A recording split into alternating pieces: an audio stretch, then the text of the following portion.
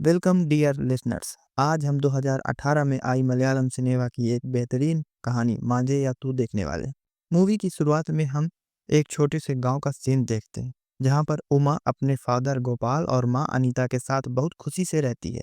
Actually Uma अपनी मां से ज़्यादा अपने पापा से प्यार करती है, क्योंकि उसके पापा हमेशा उसकी बहुत केयर करते हैं और उसका हमेशा बहुत ख्याल करते हैं। जैसे पढ़ाई में मदद करना, मस्ती करना, यही नहीं, उन दोनों का रिश्ता एक दोस्त की तरह होता है। उमा की माँ अनीता, जो एक काफ़ी हार्ड वर्किंग भी है, और वो हमेशा उमा की शैतानियों के लिए डाँटती रहती है।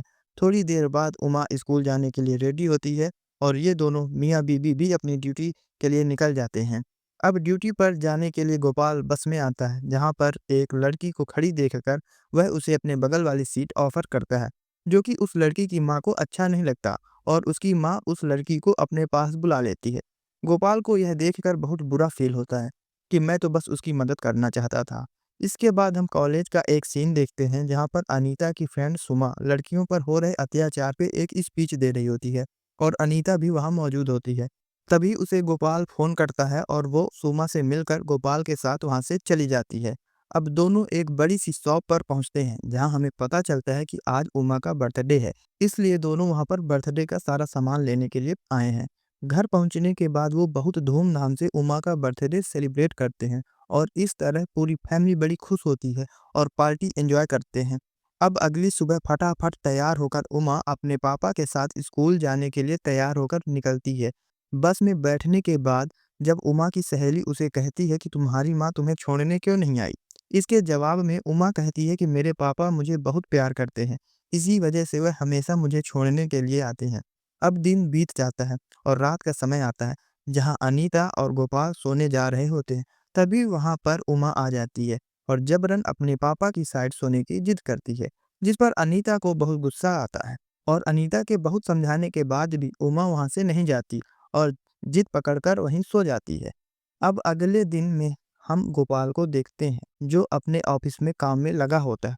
तभी उसे उमा के स्कूल से फ़ोन आता है, जहाँ उसको पता चलता है कि उमा को बुखार होने की वजह से उसकी तबीयत खराब हो चुकी है। इस बात का पता चलते ही तुरंत स्कूल पर पहुंचता है और उसको लेकर सीधे घर आता है।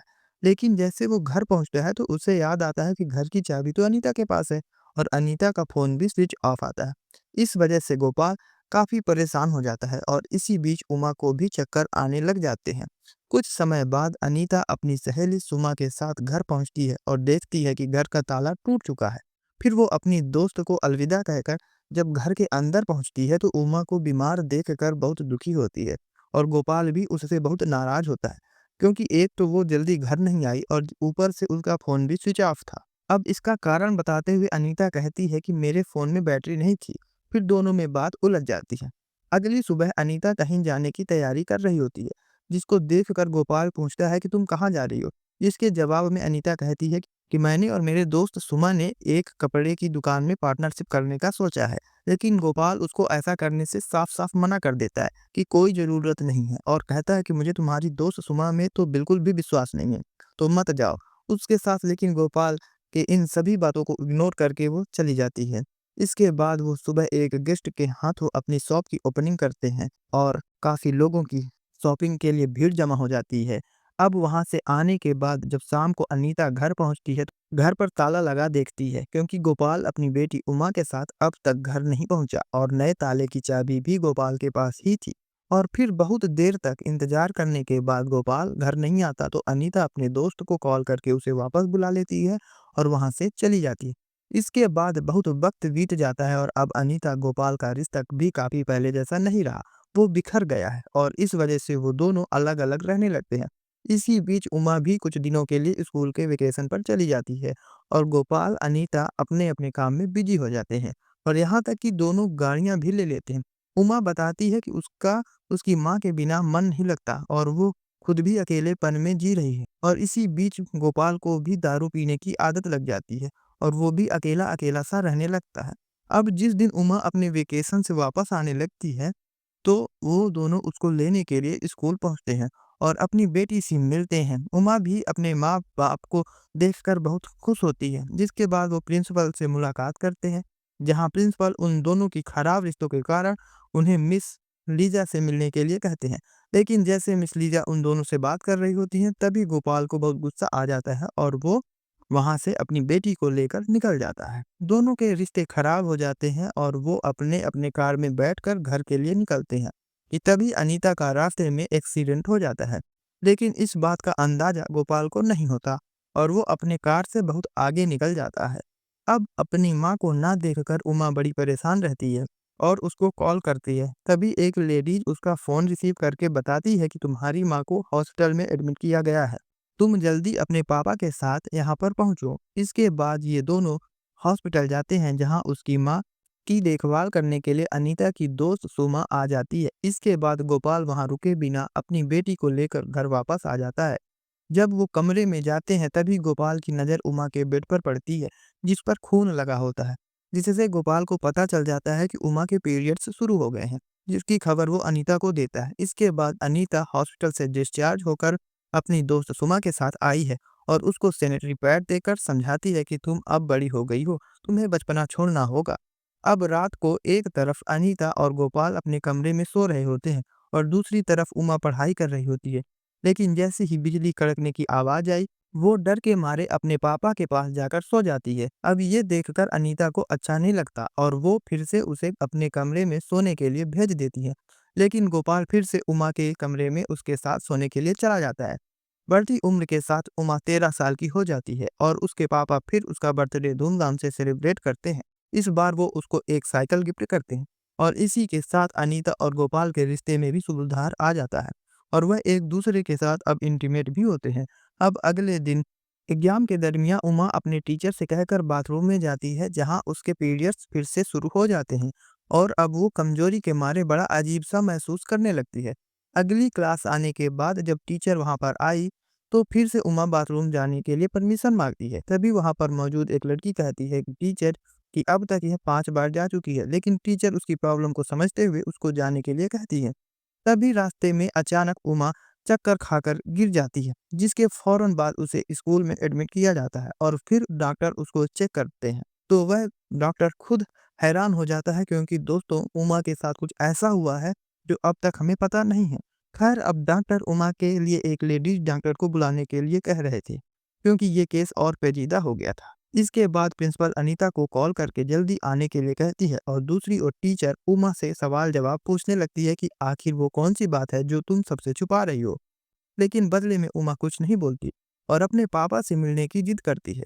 थोड़ी देर बाद अनीता भी स्कूल में पहुंच जाती है और वहां आने के बाद प्रिंसिपल उसको कुछ ऐसा बताती है जिससे उसके होश उड़ जाते हैं और उसको उमा पर बहुत गुस्सा आता है और वो उसे मर जाने के लिए कहती है। अब तक हमें पता नहीं चला कि आखिर उमा के साथ हुआ क्या है। अब इसी परेशानी से निपटने के लिए प्रिंसिपल सारे स्टाफ मेंबर्स को एक साथ मीटिंग करने के लिए बुलाते हैं, जहां हमें इस मूवी का सबसे बड़ा सस्पेंस पता चलता है कि उमा का रेप हुआ है। इस बात की जानकारी खुद उमा को भी नहीं है। अब सारे टीचर उमा के ऊपर सवाल उठाने लगते हैं, लेकिन प्रिंसिपल उन सबको इस मैटर को शांति से हैंडल करने के लिए कहती है। तभी हम उमा को देखते हैं जो अपने पापा को डर के मारे कॉल करने की कोशिश कर रही है कि तभी वहाँ टीचर आकर उसको रोक लेती है, जिस वजह से स्कूल में बहुत बड़ा हंगामा हो जाता है। थोड़ी देर बाद वहाँ गोपाल भी पहुँचता है, जिसे टीचर बताती है कि जब हमने तुम्हारी बेटी की तबीयत को खराब देखा और उसे ट्रीटमेंट के लिए भेजा, तो पता चला कि तुम्हारी बेटी प्रेग्नेंट है। ये सुनकर तो वो शॉक हो जाता है और रोने लगता है। इसी बीच इस स्कूल का एक स्टाफ चुपके से उसकी फोटो निकाल लेता है और अब इस बात की सच्चाई जानने के लिए गोपाल प्रिंसिपल के रूम में घुसता है, जिसके बाद वहाँ के सारे टीचर उसे जबरदस्ती पकड़कर घर भेज देते हैं। बाद में हमें वह वो स्टाफ दिखता है जिसने गोपाल की चुपके से फोटो ली थी। इसके बाद वो उस फोटो पर अश्लील टाइटल डालकर उसे वायरल करवा देता है कि गोपाल ने ही अपनी बेटी का बलात्कार किया है। अब गोपाल को देखते हैं जो गुस्से से घर की तरफ जा रहा है। तभी अपने मोबाइल पर वही फोटो देखा जो उस स्टाफ ने वायरल करवा दी है और ये देखकर तो गोपाल के होश उड़ जाते हैं और उसको झटका भी लगता है। अब वो अपने एक दोस्त से मिलता है और वो दोनों क्लब में जाकर बैठते हैं जहां उस दोस्त की और अनीता की बात होती है, जिसमें अनीता कहती है कि आपने जो सुना वो सच है। अब क्लब में बैठे सारे लोग गोपाल की तरफ गुस्से से देखने लगते हैं, जिससे वो गुस्से से वहां से निकल जाता है और सीधे उमा की टीचर से मिलने की कोशिश करता है। लेकिन प्रिंसिपल मैडम गोपाल के दोस्त को कॉल करके वहां पर बुलाती है और गोपाल को वहां से ले जाने के लिए कहती है। और फिर से गोपाल अपने दोस्त के साथ उस बार में जाता है जहाँ कुछ लोगों के साथ उसका झगड़ा हो जाता है और उसे वहां से भी निकाल दिया जाता है। अब अगले दिन हम अनीता और सुमा को सुबह कोई हॉस्पिटल में देखते हैं जहां वह उमा का ट्रीटमेंट कराने के लिए आई हुई हैं। तभी अचानक वहां गोपाल जाता है और उमा से मिलने की कोशिश करता है। इसलिए अनीता और गोपाल के बीच बहुत बड़ी बहस हो जाती है और पुलिस उसे गिरफ्तार करके ले जाती है। पुलिस स्टेशन में आने के बाद कांस्टेबल उसकी बेटी को प्रेग्नेंट करने के लिए उसे ताने मारता है। तभी वो उस पर हमला कर देता है, जिस वजह से वहां पर बहुत बड़ा तमाशा खड़ा हो जाता है। कुछ देर बाद वहां पर सीनियर इंस्पेक्टर आता है और इस केस की इन्वेस्टिगेशन करने लगता है। इसके लिए वो स्कूल जाकर प्रिंसिपल को सुनाने लगता है कि आपने बिना पुलिस के सहारे इस केस को हैंडल करने की कोशिश की, जो सरासर इलीगल है, और आप किसी ऐसे गैर पर भरोसा करके उस लड़की की जिंदगी का फैसला नहीं कर सकते। आपको कानून की मदद लेनी चाहिए थी। अब वहां से आने के बाद उमा की माँ से इंस्पेक्टर मिलता है। तब इंस्पेक्टर उसे भरोसा दिलाता है कि कोई भी बाप अपनी बेटी के साथ ऐसा नहीं कर सकता। भरोसा रखिए, आपकी बेटी का अपराधी जल्दी पकड़ा जाएगा। इसके बाद सीन कुछ दिनों के बाद का दिखाया जाता है और हम एक सुनसान घर को देखते हैं जहां पर एक जैकेट पहने आदमी वेल्डिंग कर रहा होता है और उसने कुछ ऐसी चीज बनाई है जिससे इंसान की बॉडी को जलाया जा सके। तभी हमारी नजर पड़ती है वहां पर किडनैप किए गए एक शख्स के ऊपर। तभी वो जैकेट पहना आदमी उसके पास आता है और मोबाइल से उसे उमा की तस्वीर दिखाता है।